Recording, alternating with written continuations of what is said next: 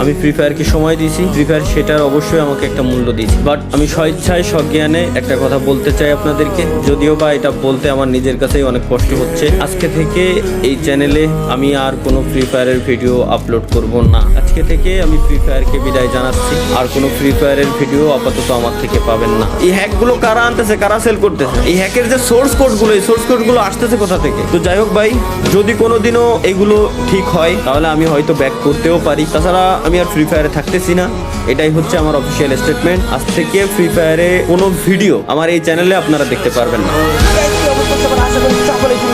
তো বন্ধুরা, আজকে দেখা হচ্ছে দুনিয়ার সব থেকে সিক্রেট প্লেস। তো সিক্রেট প্লেসের জন্য অবশ্যই ফ্যাক্টরির উপরে গিয়ে গোলালের উপরে উঠলাম এন্ড ওই পারে আসলাম। এটাই হচ্ছে দুনিয়ার সব থেকে সিক্রেট প্লেস। এখানে কেউ আবার আল্লাহ আস্তাগফিরুল্লাহ লা ইলাহা ইল্লাল্লাহ